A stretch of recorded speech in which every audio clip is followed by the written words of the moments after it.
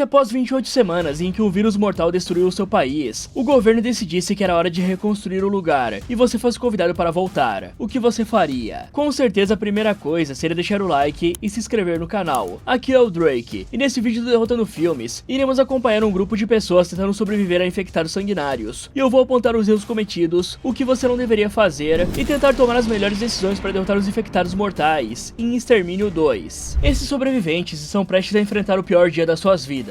Isso porque, enquanto o Don estava ajudando a sua esposa, a Alice, a fazer o jantar, a mulher admite que estava se sentindo muito mal, pois tudo estava uma droga. E como se não fosse suficiente, os infectados lá fora tentando finalizar ou infectar todo mundo, eles ainda estavam ficando sem comida, e a mulher já não via seus filhos há semanas. Porém o Don fala que isso de certa forma era uma coisa boa, pois pagarem aquela viagem escolar foi o que manteve as crianças longe de toda essa maluquice. E agora os dois só precisavam conseguir sobreviver até tudo passar para poderem ver os seus filhos novamente. Com isso, ele beija sua esposa para confortá-la, mas quando o clima estava esquentando, uma idosa chamada Célia aparece mostrando que encontrou alguns chocolates na despensa, o que significava que naquele dia eles pelo menos teriam uma sobremesa. Então, após fazer um pouco de macarrão, a Alice vai distribuir para o restante dos sobreviventes, mas a Karen pede que ela deixe um prato a mais, pois tinha certeza que o seu namorado ainda iria voltar. Só que isso faz o Jacob perder a cabeça, pedindo que a Karen aceitasse logo que o cara já tinha batido as botas nessa altura do campeonato, pois ele saiu há muitos dias, e se voltasse iria devorar outra coisa. Mas antes que uma discussão começasse, os seis ouvem alguém batendo na porta, e quando a Alice ouve a voz de um garotinho, os instintos maternos dela gritam, e ela obriga o seu marido a ajudar a criança. Então, com cautela, o homem permite que o garoto entre, e depois de alimentarem ele, a criança conta que estava sendo perseguida por vários infectados, e achou que não conseguiria sair vivo dessa. Nisso a Karen vai olhar pela janela se os zumbis estavam ali atrás do garoto, porém ela descobre da pior forma que sim, e é surpreendida por um dos infectados, que consegue quebrar as barricadas e morder a mulher. A partir daí o caos começa, pois os gritos chamam a atenção de todos os zumbis da região, e eles começam um a invadir a casa. Num movimento rápido, o Don finaliza a Karen antes que ela infecte mais alguém, e pede pro restante fugir enquanto ele segura os monstros. O problema é que o garotinho fica com muito medo, e decide se esconder ao invés de seguir o pessoal, fazendo a Alice ir atrás dele para tentar ajudá-lo. Com isso, muitos infectados sobem atrás dos sobreviventes, e o Joe tenta segurá-los, pro Jacob ter tempo de salvar a esposa dele, mas ele acaba sendo despedaçado pelos zumbis, que conseguem pegar a Célia antes dela escapar. Então o homem apenas deixa a velha para trás e foge pela janela do sótão. Em paralelo, o Don percebe que seria inútil continuar ali e corre para encontrar a sua esposa, mas quando finalmente a encontra, alguns infectados aparecem e o Don pede para fugirem e deixarem o garoto. Só que a mulher se recusa a fazer isso, mesmo com o menino estando no armário. Então, com medo de ser contaminado, o Don abandona sua esposa e foge pela janela, deixando os dois para serem finalizados pelos infectados. Só que quando sai da casa, o Don percebe que seria muito mais difícil sobreviver do que ele esperava, pois uma horda de zumbis começa a perseguir o cara, que avista o Jacob tentando dar partida em um barco. Então ele vai ajudar, mas quando conseguem fazer o barco pegar, o Jacob acaba caindo na água e sendo atacado por vários infectados. E vendo que teria o mesmo destino se ficasse ali, o Don vai embora, saindo como um completo covarde, mas como o único sobrevivente daquela casa. Bom, antes de tudo, essa cena do Don escapando pela colina dos infectados é incrível, galera. O cara se machucou quando pulou pela janela, e ele até começa a mancar, mas assim que ele vê que os zumbis sabiam que ele estava ali e iam persegui-lo, a adrenalina toma conta, e o cara só pensa em correr, o que criou talvez uma das cenas de aberturas mais icônicas de todos os filmes de zumbis ou infectados. Mas agora falando desse começo aqui, ele é bem complicado, mas vamos por partes. Primeiro de tudo, os sobreviventes estavam mal organizados aqui. Eles poderiam ter alguém no segundo andar vigiando o perímetro a todo momento, inclusive na hora da refeição, pois eles estão em um cenário de ameaça constante, e a qualquer momento, infectados ou humanos podem bater na porta. E apesar de parecer horrível, e que de fato o Don foi um baita de um babaca cagão, ele até que estava certo nas suas atitudes em partes, já que bancar o herói em cenários como esse definitivamente podem acabar te matando, pois como já sabemos, a infecção nesse mundo é extremamente rápida, te transformando nessas coisas em segundos, e como se não fosse suficiente, ela ainda é extremamente contagiosa. Uma simples gota de sangue, um arranhão, um contato com qualquer secreção de um desses infectados pode fazer qualquer um virar um deles. Agora falando da Alice, eu sei que o instinto materno dela pesou aqui, e ela só queria ajudar uma criança, mas em um apocalipse, priorizar a sua própria segurança e a da sua família é indispensável. Então ela estava praticamente arriscando ser finalizada quando decidiu seguir uma criança desconhecida, ao invés de continuar viva para ser a mãe dos seus filhos. E esse garotinho aqui estava muito bem escondido dentro daquele armário. Provavelmente foi assim que ele se escondeu na outra casa, e com certeza foi esse moleque que levou os zumbis até ali, já que estava tudo tranquilo até ele chegar. E aqui também entra um grande dilema, galera, pois em uma situação dessas, você deixar uma pessoa nova entrar, sendo que o seu grupo já estava passando fome, pode significar a morte de todos, e foi exatamente o que aconteceu. Isso que eu não estou levando em conta que poderiam ter pessoas mal intencionadas ali fora, usando a criança como isca, para a porta ser aberta e eles saquearem ou finalizarem os sobreviventes da casa. Agora, se o Dom ficasse para ajudar dentro da cabana com aquela quantidade de infectados, ele muito provavelmente também seria infectado, já que os zumbis aqui são muito rápidos e fortes, quebrando barricadas de madeira com uma facilidade assustadora. Mas a culpa de certa forma também é dele, já que o pessoal daquela casa mal tinha suprimentos para se manter vivo, quem dirá para alimentar outra pessoa. E como eu já falei, a segurança daqueles que você ama deve estar acima de desconhecidos, pois é claro que não dá para salvar todo mundo. Fora que era bem óbvio que os gritos do garoto poderiam atrair os infectados, e se eles deixassem ele entrar, só iriam revelar a sua posição para os zumbis. Por isso, o ideal aqui, se eles realmente queriam acolher a criança, seria reforçar rapidamente as barricadas e se manterem escondidos no segundo andar, para que não fossem notados por aquela horda. E é incrível que nessa altura do campeonato, eles não tenham pelo menos uma arma de fogo. E eu sei que na Inglaterra é bem difícil de achar uma arma, mas daria para tentar fazer lanças improvisadas para se defender ou algo parecido. Assim que a infecção começou, essa deveria ser uma das primeiras prioridades: encontrar armas para se defender sem ter que chegar perto dos infectados. Além disso, se eles tinham um barco para cruzar o lago e ir até um local seguro, como alguma pequena ilha para montar acampamento, eles deviam ter feito isso há muito tempo já, pois o grupo estava ficando sem suprimentos. E apesar de ser perigoso, eles iam ter que ir atrás de algo para comer, já que não tinham como saber quanto tempo iria demorar até alguém vir resgatá-los. Dito isso, galera, eu sei que o Dom foi um babaca por abandonar a esposa, mesmo que estivesse tentando sobreviver, pois ela contava com ele. Já a Alice, ela deveria ter lembrado que tinha duas crianças ainda esperando por ela, e escutado o Dom na hora que ele pediu pra ela ir com ele, pois como eu já falei, em um apocalipse, não dá pra deixar o emocional tomar conta, precisamos ser extremamente racionais. 15 dias depois desse ataque, a Grã-Bretanha é quarentenada por causa do vírus da raiva, e apenas 28 dias depois, o país inteiro foi destruído pelo vírus. Mas felizmente, não demorou mais do que 5 semanas para os infectados morrerem devido à falta de comida, e apenas 11 semanas depois, as forças especiais entraram em Londres para resgatar os sobreviventes. E 18 semanas depois, a Grã-Bretanha é considerada livre da infecção. E apenas 24 semanas depois, a reconstrução do país começa. Então, passamos para 28 semanas depois do surto viral, com mais uma leva de pessoas que foram permitidas a morar no Distrito 1 chegando. E essa é uma região completamente limpa dos corpos de infectados, e com a menor chance possível de contágio, além de energia elétrica e água potável. Uma verdadeira civilização reconstruída. E quem estava nessa leva de refugiados eram os irmãos Andy e Tammy. Mas quando a Major Scarlet vê crianças chegando para os exames, ela fica realmente preocupada com a forma como as coisas estão evoluindo rápido. Só que apesar do receio, a Scarlet ainda assim faz os exames padrões dos irmãos. E enquanto conversava com o Andy para distraí-lo, a mulher percebe que o garotinho tinha uma condição muito rara, chamada heterocromia, em que resumidamente uma pessoa tem dois olhos de cores diferentes. E ao perguntar se o menino tinha herdado isso de alguém, o Andy conta que sua mãe também tinha essa condição, mas que infelizmente ela foi para um lugar melhor por causa do vírus. Então, ao ver que os dois estavam totalmente saudáveis, a Scarlet leva eles junto com o restante do grupo para o Distrito 1. E no caminho até a zona segura, eles veem diversos corpos sendo retirados das casas e descartados, com os soldados queimando tudo a céu aberto. Fora que existia uma quantidade gigantesca de militares dos Estados Unidos, que vieram para dar suporte e evitar que o vírus se espalhe novamente. Mais tarde, vemos os irmãos chegando no Distrito 1, onde finalmente se encontram com o seu pai, ninguém menos que o cagão do Dom. E enquanto as crianças eram levadas para casa, a Scarlet vai se reunir com os comandantes da operação e o General Stone, para discutirem se realmente era possível manter as crianças ali, pois ainda tinham muitos corpos infectados para serem retirados, e a zona segura ainda era muito pequena. Além disso, ainda não sabiam se existiam pessoas contaminadas espalhadas pelo país, e a Major temia que o vírus acabasse se espalhando novamente. Porém, o Stone garante que o último infectado catalogado tinha batido as botas há muito tempo atrás. E mesmo se os infectados voltassem, tinha um exército preparado para eliminar todos antes que a doença se espalhasse de novo. Mais tarde, naquele mesmo dia, o Dom leva os seus filhos para conhecerem o prédio onde iriam morar, dizendo que ele morava na cobertura, pois era uma das pessoas que comandava aquele lugar, sendo responsável por manter o sistema de esgoto e água potável funcionando, o que faz a Tammy chamar o cara de apenas um zelador, e aí ele mostra que realmente tinha acesso a tudo, travando as portas de segurança com seu cartão de acesso. E lá em cima, o homem explica que apesar do apartamento ser bonito, logo eles iriam comprar outra casa para se mudar, e isso deixa os irmãos muito tristes, pois ainda tinham esperança de voltar à sua antiga casa. Só que o seu pai conta que isso não seria possível, pois ela ficava fora da zona de segurança. Além disso, ele não queria ir para um lugar que relembrasse tudo o que aconteceu com a mãe deles. E então as crianças perguntam o que aconteceu, e ao invés de falar a verdade, o homem mente que a casa em que estavam foi invadida e sua esposa ficou presa em um dos quartos, o forçando a assistir ela morrendo sem conseguir fazer nada, mas que por sorte, ele tinha conseguido fugir, e quando voltou até a casa, encontrou o corpo da Alice no chão, já sem vida. Com isso, ele ganha o coração das crianças, que dizem estar felizes, por pelo menos ainda terem o seu pai.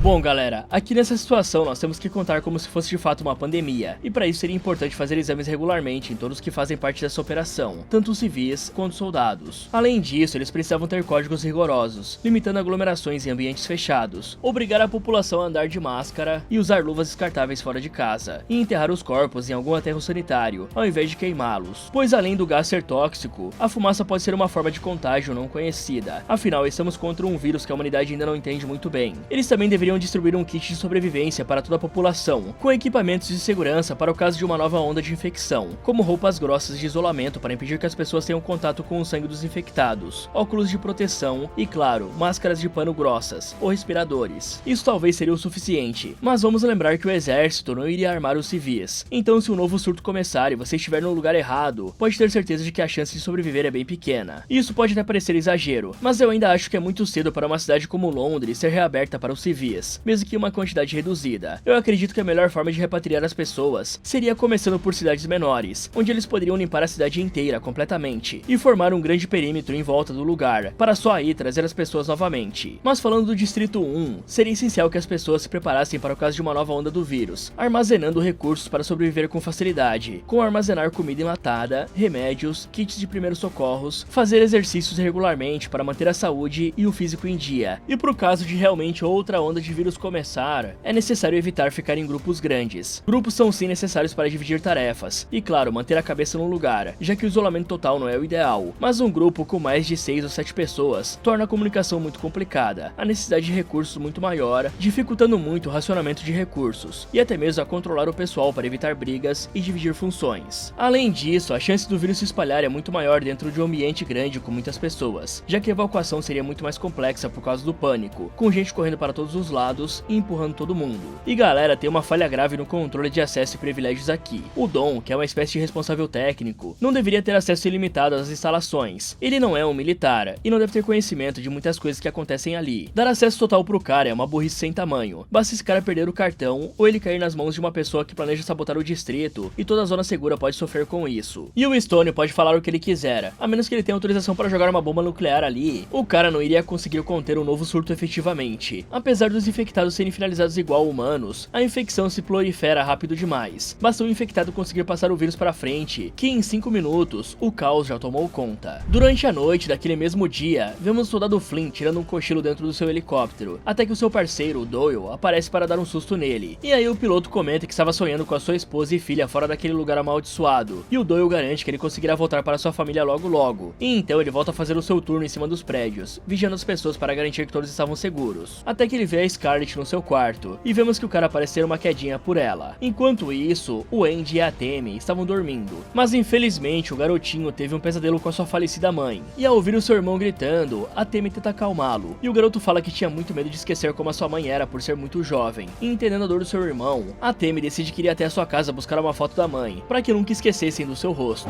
Então, ao amanhecer, os dois se esgueiram pelo distrito, conseguindo passar despercebidos pelos guardas, e saem da zona segura. Só que por sorte, o Doyle vê as crianças fugindo e avisa o esquadrão para irem atrás delas. E depois de passarem pela ponte, a Tammy começa a procurar algum veículo para dirigirem até a sua antiga casa, e vendo uma moto de delivery em um ótimo estado, ela decide entrar no restaurante para procurar pela chave. Só que lá dentro, a garota sente um cheiro absurdamente podre, misturado com o odor de diversas comidas estragadas que estavam espalhadas na mesa. E na cozinha, a garota encontra o corpo do motoboy, e aproveita a chance para pegar as chaves e um capacete. Com isso, eles passam pela parte da cidade que está totalmente abandonada e destruída, chegando até a sua antiga casa, onde a primeira coisa que fazem é pegar uma foto que tinha com a sua mãe. Em seguida, o Andy vai brincar um pouco em um trampolim no quintal, até que ele sente falta da irmã, e começa a procurá-la pela casa. Então o garotinho nota que um vulto estava se esgueirando pelo local, e segue ele até um quarto, achando que era sua irmã brincando com ele, mas se surpreende ao encontrar a Alice viva, e aparentemente normal. E quando vê o seu filho, a mulher o abraça com todas as suas forças, por finalmente encontrar sua família. Mas quando o garoto tenta se afastar, ela o aperta implorando para que o Andy não vá embora novamente. Nesse momento, eles ouvem um helicóptero se aproximando, e o Flynn avisa ao Doyle que tinha encontrado os fugitivos. Mas quando os soldados entram na casa e encontram a Alice, eles imediatamente a levam sob custódia para o laboratório, dando um banho na mulher e prendendo-a numa maca para ser examinada pela Scarlett, que começa a fazer várias perguntas sobre o tempo que a mulher sobreviveu fora da zona segura e os métodos que usou para isso. Porém, enquanto examinava a Alice, a Major percebe que a mulher tinha marcas de mordidas no braço, entendendo que ela foi infectada. Então a Scarlett pede para pegar algumas amostras de sangue da moça, e a a Alice permite que façam o que quiserem desde que a deixem ver a sua família. Com isso, os soldados avisam o Dom que encontraram seus filhos e a esposa, deixando o cara totalmente confuso.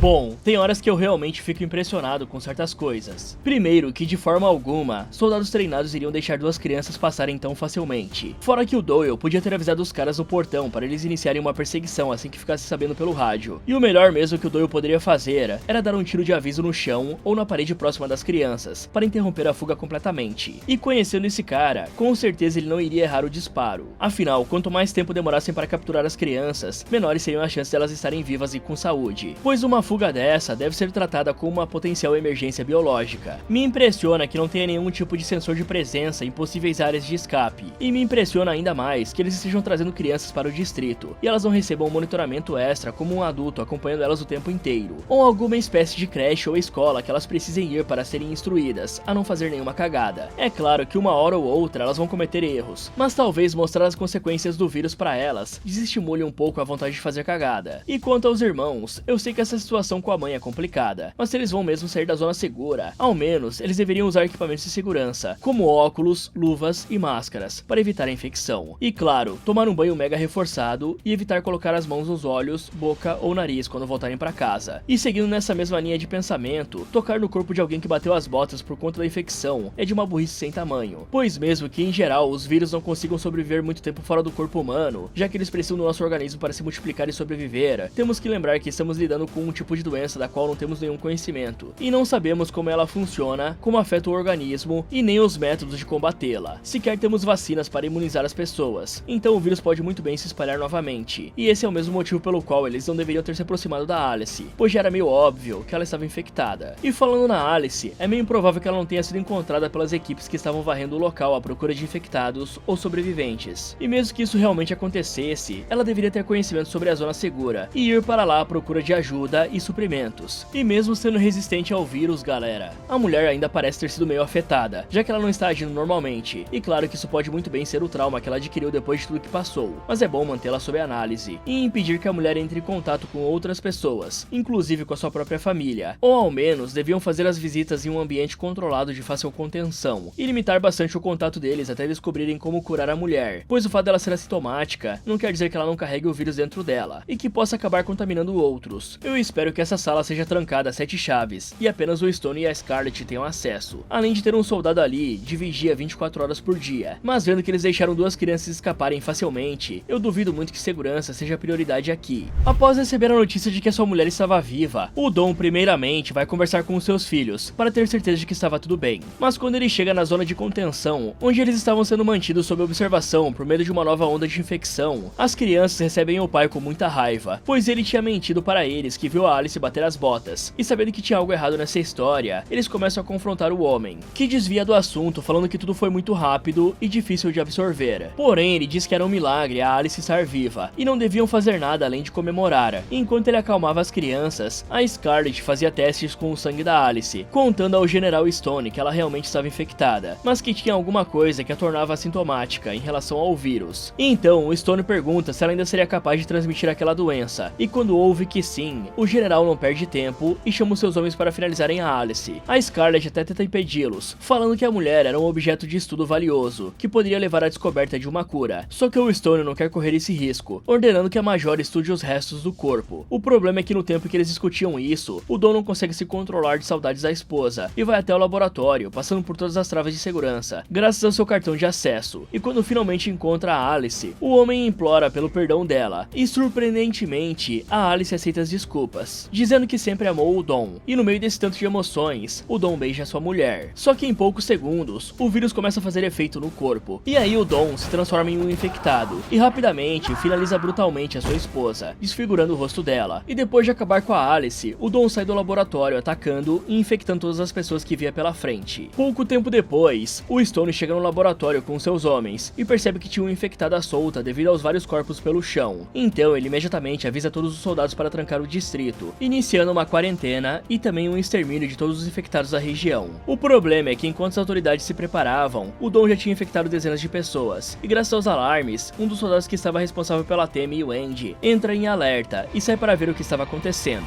mas ele é atacado assim que sai da sala, e em poucos segundos, volta como infectado para tentar finalizar os irmãos. vírus. Porém, quando parecia que eles ficariam presos ali, a Scarlet surge finalizando o zumbi e salvando as crianças, levando-as em direção ao grupo de soldados responsáveis por evacuar o local. Mas enquanto estava tentando explicar que as crianças estavam com ela e deviam ser evacuadas em segurança, o Andy acaba sendo puxado pela multidão, se separando delas e desaparecendo no meio das pessoas. Ok, para uma quarentena com diversos protocolos de contenção, esse lugar tem uma segurança e um sistema de hierarquia dos piores que eu já vi. Primeiro de tudo, ao saber que a Alice estava infectada, ele tinha que ter soldados vigiando ela o tempo todo para impedir uma tentativa de fuga ou evitar que algum burro como o Dom fosse até lá e acabasse sendo infectado. Fora que não faz sentido nenhum o Dom, um civil, ter acesso aos laboratórios, afinal ele não tinha treinamento militar e não era um cientista. Portanto, o acesso dele a esse lugar devia ser extremamente limitado, principalmente quando descobriram a esposa dele, já que soldados inteligentes imaginariam que ele tentaria chegar até ela e pudesse ser infectado. Por isso, uma sala dessas, como qualquer área de quarentena ou laboratório, deveria exigir uma dupla autenticação, como o cartão de 2 responsáveis diferentes, para ninguém ter a chance de ficar sozinho dentro da sala. Se toda essa cagada não tivesse acontecido, tinha um lado bom nisso tudo, que seria uma oportunidade muito boa de estudar o vírus e encontrar uma forma de combatê-lo. Eu sei que o Stone tem um ótimo ponto em querer finalizar a Alice, mas é importante ressaltar que um vírus também não consegue sobreviver muito tempo em um corpo morto, e como a descoberta de uma cura ou vacina pode demorar meses ou até anos, é muito mais vantajoso deixar a Alice viva, e só manter protocolos de segurança rigorosos para quem for chegar perto dela, manter a mulher sedada para evitar que ela tente escapar ou infecte alguém, e assim tentar achar uma cura o mais rápido possível, para impedir que ela seja o novo paciente zero de uma nova pandemia. Com certeza, isso não seria um tratamento muito humano pra coitada, mas vocês têm que concordar comigo que não tem como soltar essa mulher na humanidade novamente, né? Ela tem o poder de começar um apocalipse apenas cuspindo em alguém. E galera, é incrível como o treinamento desse pessoal deve ter sido capinar lote, porque eles estão armados e vem um sujeito nitidamente infectado correndo na direção deles, mas não atiram ou sequer chamam reforços para tentar conter o homem, apenas deixam ele se aproximar e são infectados. E isso é de uma burrice sem tamanho. E tem uma coisa que me incomoda bastante, pois não faz sentido que o Dom tenha conseguido sair facilmente dessa sala depois de estar infectado, sendo que devia precisar passar o cartão e digitar um código para sair, mas parece que o infectado só derrubou a porta na porrada mesmo, vai entender, né? Após se separar da sua irmã, o Andy é arrastado até o que parece ser uma sala de contenção, onde eles prendem todos os civis até conseguirem conter o vírus. O problema é que do outro lado daquele lugar, o Andy ouve alguém batendo freneticamente na porta e percebe que era o seu pai. Porém, o choque dessa informação faz com que o garoto não grite para avisar os outros, e quando o Dom arromba a porta, ele começa a atacar os civis, infectando várias pessoas, iniciando um pânico geral. Na tentativa de escapar daquele inferno, a multidão também arromba a outra porta, correndo em direção aos guardas, e no meio dessa bagunça, o Andy consegue entrar na tubulação do prédio, enquanto o número de infectados crescia a cada segundo, e vendo que os civis romperam a contenção, os soldados são ordenados a atirar nos infectados, e os oficiais de elite nos prédios recebem a ordem de proteger os civis saudáveis e finalizar os infectados, mas isso obviamente não dá certo, e quando percebem que perderam o controle e que outro surto iria começar, o general Stone ordena que seus homens finalizem tudo que se mexer para que a doença não se espalhe até os outros setores, e inicialmente o Doyle se nega, mas quando percebe a seriedade da situação, ele decide obedecer. Enquanto isso, a Scarlet implora no rádio para que seus amigos encontrem um garoto loiro e o levem até um lugar seguro, mas não recebe nenhuma resposta de volta, e vendo que não seria seguro ficarem ali, ela leva a Temi para um lugar que pudesse se proteger. Em paralelo, o Andy consegue sair do prédio pela tubulação de ar, mas assim que ele pisa na rua, o menino vê um verdadeiro caos, com vários infectados finalizando pessoas, e soldados atirando a sangue frio em gente inocente, que nem estava doente. Nesse momento, o infectado parte para cima do menino, mas o Doyle consegue salvá-lo no último segundo.